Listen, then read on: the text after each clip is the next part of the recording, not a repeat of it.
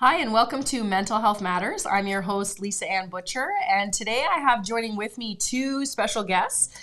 Today we're going to be talking to Dr. Catherine Smart. You may have seen her several times throughout COVID. She was the former president of the Canadian Medical Association and spoke extensively throughout COVID about all things pediatric health. She's also a child advocate, works between, she's actually worked in the Yukon and in Alberta as well as in BC as a pediatrician and an emergency room pediatrician. And welcome, Dr. Catherine Smart. Thank you. Great to be back, Lisa. Thank you. We've had her on the show several times because she's just a wealth of information about a ton of topics. We've talked about parenting as a working mom. Today we're talking about autism and autism spectrum disorder in general. We also have with us today Samantha Hanley. She is a registered clinical counselor with the BC Association of Clinical Counselors. Both of these lovely ladies work with me at Three Sisters Counseling in Kelowna. And Sam has an interesting background in the way that she is also a behavioral consultant and has worked with children who are autistic or on the spectrum and their families for over 10 years. So welcome, Sam. Thank you. Thank you for having me. Yeah. So if we think about autism, I mean, this is something that comes up in my practice, honestly, almost, I want to say on a daily basis, but certainly on a weekly basis, multiple times. Many people, similar to ADHD, they'll say, I think I have ADHD. They also think they have autism, and people will say, I think I'm autistic, or I think I have autism. So what is autism, Dr. Smart? Yeah, great question. And I think you're right. I think there's a lot more awareness around these different diagnoses, if you've heard labels or whatever you want to call them. So I think more people are wondering about that. So autism is really a neurodevelopmental difference or a form of neurodiversity. A lot of people familiar with those words now too. So it's something that starts early in childhood, and it's really sort of defined by challenges around social emotional reciprocity, so your ability to have social connectedness with other people, and restrictive and repetitive patterns of behavior. So those are really the two baskets that autism falls into. And I think it's important to understand that it's something that starts early in childhood and then it lasts throughout your life. So when we're looking and thinking about that diagnosis, we're really looking for those differences that would have started in young children and are ongoing. That's interesting to think about because I don't know that a lot of people understand that it would be something you would have as a young child. Yes. How early would one notice maybe potentially symptoms or signs of autism? Yeah, I think, it depends on the child and it depends on the severity of autism. So again, it's called Autism Spectrum Disorder because it really is a spectrum. And no two children with autism look the same, and no two children with autism have the exact same challenges. But for most families, they can identify changes or differences in their children as early, sometimes in infancy or young toddlerhood, but for sure by sort of age 3, we would be seeing developmental differences in those children. Interesting. Now, would you say the prevalence of autism has increased in the past, let's say, I mean, I'm 47, so I think I knew one child growing up who was autistic and who was diagnosed actually with autism. But other than that, I did not. And now it seems to be there's a lot of kids who are diagnosed with autism. Is that because there's an increase in prevalence, or is that because of something else? Yeah, great question. And I think what's important to understand is many of these diagnoses are based on criteria that live in something called the DSM, or the Diagnostic Statistical Manual, which is sort of our guide of how to make certain diagnoses. And the criteria for those has changed over time. So, for example, autism used to be autism disorder, and then Asperger's was a separate diagnosis. Now it's all sort of put together under something called Autism Spectrum Disorder. So the diagnostic criteria have evolved over time and changed. So I think that we are seeing probably more people with the diagnosis because we're better at identifying it. We've kind of defined it slightly differently, and I think there's more awareness, so more people are being assessed and sort of looked at through that lens. Is this maybe explaining some of the challenges? So I think that's what's explaining it, but certainly the numbers of people with that diagnosis is going up. I don't think it necessarily means that more people have the condition. I think it's how we're defining the condition and also our awareness in terms of offering a diagnosis to understand it. Okay. And so how would I know I'm a mom and I have 3 kids, how would I know if one of my children in, let's say, in toddlerhood, let's say, might have autism spectrum disorder? What are the things that I would notice as a mom kind of initially that might be different than a previous child who didn't display those same things? A few things that would jump out. Again, I think the main flags we're looking for early on are often language delay. So many kids with autism have delayed language. Then we see sort of delayed social, emotional sort of milestones. So their interest in other people is less than a typical child. They're often not interested in their peers around them. The way they play is different. So they may have differences in their imaginative play, how they start playing with other children when they get that 3, 4, 5-year-old age looks different. Their interest in other children looks different. So they seem to be more in their own world, less interested in people around them. So those are really common things we see on the social side of things for kids that young. And then in the other area of the autism, what we'll sort of see is often repetitive motor behaviors, repetitive things that they do in terms of their play. They can have sort of perseverations, rituals, compulsions, subscribed interests. So instead of being interested in lots of things, they're interested in 1 or 2 things. They often struggle with transitions, and they can really have trouble if things aren't routine or expected. And then lots of kids with autism also have sensory challenges. So that might look like picky eating, that may look like being intolerant of sounds, that may be unusual ways they interact with their environments visually. So those are sort of, I'd say, some of the big things that we see that people may flag early on. And it's hard, right? It jumps out to me as a parent specifically because there's personality as well, right? So you think, okay, my one child is super social and really engaged and really has a lot of different interests, and then my other child really only likes trucks, and he really only likes volcanoes, and he's not really that social. And so I think that's where parents get really stuck, is because they think, okay, could it be a different personality? Could it be, some of these behaviors you described? And I think that's the other thing too, as you said, there's comorbidities to that, right? So there's anxiety, and there's autism and anxiety together as a comorbidity. You start to think, okay, is this anxiety related, or is this autism related, or is it anxiety because of autism, right? So there's a lot of, I think, things for parents to think of. Yes. And I mean, when we think of behaviors, so, Sam, you've gone into, people's homes to help them out. And would these be new people with new diagnoses of autism? And you would go in and help, would it be the child or the parent as well? Yes, so typically new diagnoses, and then I'm helping the child. I'm getting to know the child, what behaviors are coming out that need support, and then also supporting the parents. There's no true and tried rule book for parenting, because everyone has a different personality and background, and your child is different, and so it's new, it's hard, and so just working with the parents and supporting those different behaviors, like Catherine said. So is it sensory? What do they need on that sensory side of it? Is it play skills? Do they just know how to line up the trucks? Is that their restrictive play, and it's really repetitive? Do they need to expand that play through, let's go to the car wash, let's go to the gas station? And so providing that positive, fun, engaging experience for them to show them and model to them, here's how we play, here's the new experience, and it can be fun and engaging. And so in learning what the child's behaviors are, also communicating with the family, this is what I'm working on in session with your child, and this is what you can do as your homework. Instead of lining up the cars with your child, we're going to expand and go to the gas station, go to the grocery store, we're towing a trailer. So just expanding those things and supporting the family in supporting their child. That's a huge one, right? Because you need the support of the family. It's not just about sort of that, requisition to see a physician or to see a behavioral consultant or to see a registered clinical counselor about how do I support this behavior. It's also about how do I take that home and what do I do, and knowing the steps, because it's great to have that 1-hour appointment and you feel great coming out of it. Oh, I know exactly what to do. And then you get home and you're like, wait, I don't know what to do. So I think it's huge work, right? And what are the biggest behaviors you notice to be the most impactful, and that might be a hard question, to be the most impactful to kids that impacts them on a daily basis? With autism, what are the biggest things you notice?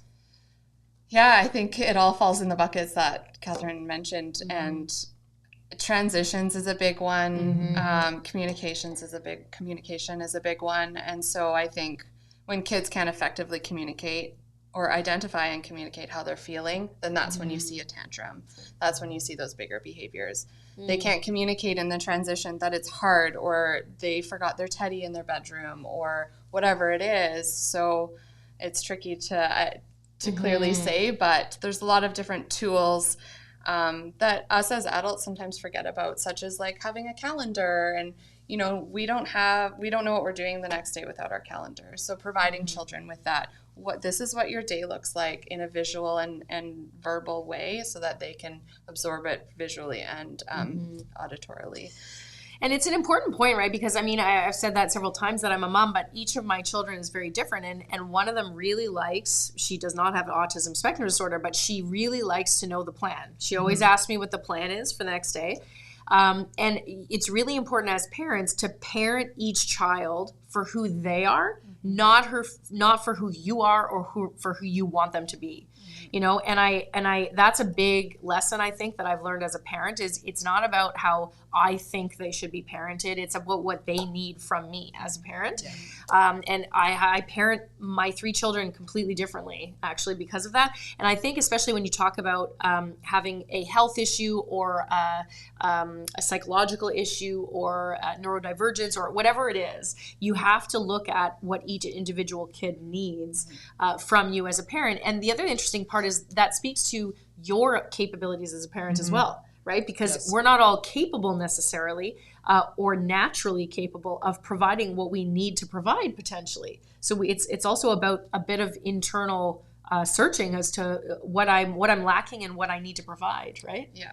And I think part of that too is that regulation. So a lot of children on the spectrum get dysregulated so fast because they can't communicate what they're feeling. Feelings are coming up and they don't know what's happening inside their body and in their brain. And maybe there's a transition or a change in their routine, and often people on the spectrum have a hard time with flexibility and they're very rigid. And so I think as a parent, it's important to pause in those moments of tension and frustration and self-regulate first, because all parents are creating these templates for their children on how they need to self-regulate. So as a parent, you're stopping, pausing, taking a breath. I need to regulate myself, because if I get heightened, my kid's going to get more heightened. Then we have 2 people that are heightened and we both can't calm down, and it's up to the parent to calm down or regulate first before the child can then effectively regulate. Right.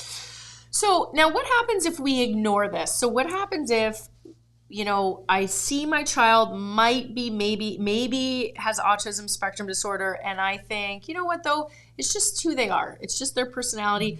What is the detrimental part of doing that? Yeah, I think that's a really important question. You know, I would say a lot of parents ask that, like, why is it important to have a diagnosis? Do I even want a diagnosis? Am I labeling my child? That's something people worry about. And I think those are really fair questions, because I think really what parents are asking you when they're saying those things is, I want to do right by my child. I don't want to do anything that harms them, and I want to respect who they are and who they are as an individual, and I accept them for that. You know, I think that's sort of the feelings under that. What I would say is, you know, what I always try to explain to people is anytime we're offering a diagnosis, it's really an opportunity for understanding. And the value of diagnosis is that it's offering understanding and then appropriate interventions. And when I say understanding, I mean, you know, a bit of what Sam was talking about around, as a family, how do we best support this child, and what do we need to do that to make the day-to-day life good, but also for the other adults and people in that child's life, right? Because again, sometimes these episodes of dysregulation, how they manage emotions or different situations, can be misinterpreted by other adults in their life if they don't understand what's underlying it, right? It can look like oppositional behavior. It can look like being dysregulated. It can look like being really difficult. And often that can be off-putting to people if they don't understand what's happening. It can be challenging in the classroom if the child's not flexible or can't transition as expected. So when we're able to understand where those things are coming from, and that often these children are doing the best they can given the way their brain works, suddenly it sort of invites the adults in their life to show up differently and in a supportive way. So to me, the value of a diagnosis is to create a situation where that child's understood and the right things are happening to encourage their development, right? Because again, really what we're wanting to do is put things in place to allow that child to be able to function as well as they can. So for a young child, that early intervention is really important. And Sam was talking about that, creating those play skills, those social skills, those communication skills. So if we're not recognizing that in young kids, we may miss those windows of early development that optimize their outcome long-term. So that's really important. And then in older kids that sometimes are diagnosed later because they may be higher functioning and people may not really realize until their sort of social skills are outpaced by peers, and then people start asking more questions. then I think it's equally important for how do we now optimize going forward? How do we make sure they do well in school? How do we make sure they have good self-esteem? How do we make sure they're fitting in and have inclusion in the community? So when we're understanding them through the right lens, I think we can put the right things in place to offer that. So for me, that's really the value of a diagnosis, and the risk perhaps of not having a diagnosis might be that the wrong things are happening, the child's being misunderstood, and that can really have an impact on the child's own self-esteem. Right. It would, right? I mean, you think about that, you know, if they actually themselves don't understand why they're being perceived that way, or why they're maybe acting a certain way, or they're not able to connect the same way. I certainly have seen kids in my practice who have gotten to university age, and they actually come to me for counseling, and they'll say, you know, if I'm in a social situation and I'm going to go to university and I'm with 3 people I don't know, what would be some things I could say in order to interact? And these are, some of them have had actual diagnosis being with autism spectrum disorder, and others are just, you know, they haven't been, but they're struggling in that way, specifically socially. And really, we work together, and I'm sure you can attest to that too when you see people in your counseling practice.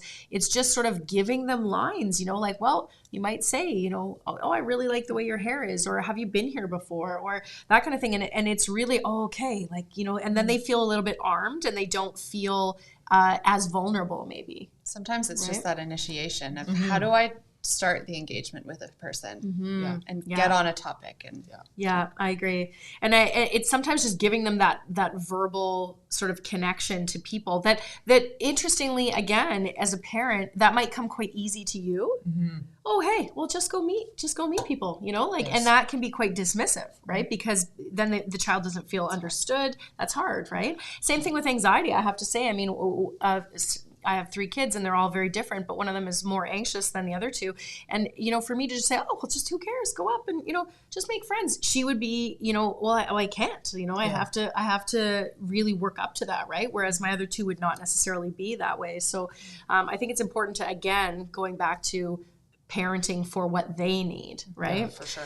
And I think what's important about what you're touching on too is that lots of children and youth who are on the spectrum can have meaningful social relationships. They can build those skills, right? And these are things that can be learned and worked on and developed. And it doesn't necessarily mean they have to interact exactly the same as everybody else, but it doesn't mean they can't have meaningful friendships, meaningful relationships, meaningful work and careers, and be part of their communities. I mean, they absolutely can, but sometimes they just need some extra skills, right? To sort of get there. So I think that's important as well. And I think sometimes people with autism are misunderstood as not being interested at all in other people, or not being interested in a relationship. And that's not true. Many children with autism actually very much want relationships. They just don't always have the tools to create them. So I think that's an important thing to understand also. They still seek that connection. Absolutely. Every human wants connection. So it's just a different way for them. Yeah. Right. And again, I mean, you know, it's not necessarily people look at it as, oh, you know, do we need to improve this or change it? And it actually works to their advantage in many cases, right? You're in a certain job that lends itself to maybe being more or less social, or, you know, really being detail oriented or focused and things like that. Really having a passion for one specific thing, I think actually can be an asset. You know, because on the other side of that, there are kids who are not that way and not able to kind of focus on a detail. So I think that's something to be said as well. It's so great to have you, I mean, in the community in general. Dr. Smart is going to be offering autism assessments, or is offering autism assessments. And I think that's something that is so needed. I mean, I've heard for so many years in my practice, do you guys do autism assessments? And we have not. And, you know, and I know there's sort of a handful of places that have, but they have extensive wait lists. And, you know, you're actually the autism lead, is it, in the Yukon? Yes. Yeah, that's right. So for the last about 5 years, I've been sort of leading the autism diagnostic clinic there for school-age children. And this past year, I've also taken on the preschool-age children. So I'm sort of now working with the different teams in the Yukon for kids from sort of toddlerhood up to 18. And we've developed a really great program there, I think. And it's been wonderful. When I first moved to the Yukon 8 years ago, the wait time to be assessed for autism was 7 years. Oh my goodness. Yeah. Wow. And now we know we're doing many kids each year, and I feel like we're finally kind of getting caught up, and it's been wonderful to help those kids and families, get big. understanding and intervention, and it's been helpful, I think, for the school system. And I've been really lucky to work with a great team of people there, so I'm very proud of that work. But through that process, I've become really interested in working in this area. I really enjoy the kids and families. It's really wonderful to be able to get to know people in depth, because when you do an autism assessment, you spend a lot of time with people, as you know. You really hear their story, and for many people, it's really been a journey. So it's great to be able to help people sort of understand their child, and then be able to work with them around what does going forward look like. And I think it's often very validating for families. And then, of course, it's an important step towards getting the right supports. And in BC, that's funding that's specific for autism. Sometimes it means the disability tax credit. Sometimes it means, extra supports at school and all these things that can really help make sure that child gets the inclusion and the supports they need. So it's definitely an area that I've become really passionate about, and I really enjoy working with those kids and their families. So if I'm a parent and I would like my child to get assessed for autism in the Okanagan, they can contact, threesisterscounseling.com as well. And Dr. Smart is doing assessments out of our office. And the other thing I wanted to know, though, does it matter what age my child is for that? Yeah, great question. So I think it's, first of all, important for people to know there's a variety of ways you can get your child assessed. For kids under 6, they have to be assessed by a multidisciplinary team. So that's a little bit more challenging. So that's often done through the BC Autism Network. And they do offer assessments for all ages of kids. Just unfortunately, the wait is quite long for that. The assessments that we'll be offering through Three Sisters Counseling are ages 6 and above, just because what's required by the government for a diagnosis for that age group is different. And we're able to do it with the team that we have. If your child's under 6, they also need to be assessed by a speech and language pathologist, an occupational therapist, and a psychologist. So the team is bigger, so it's a little bit harder to pull that together. But maybe in the future we'll be able to do that as well. That's right. Okay, well, I want to thank both of you so much for coming today. I really appreciate all of your expertise, and I love the sort of medical side of it and the behavioral side of it, and I think it's amazing. It's not something that I'm a specialist in, and I really appreciate knowing all of that, because I do get, that every day in my practice, people asking those questions, so I'm so glad to offer that with Three Sisters Counseling. So with that said, thank you, Dr. Catherine Smart. Thank you, Samantha Hanley, for attending today, and thank you for tuning in to Mental Health Matters.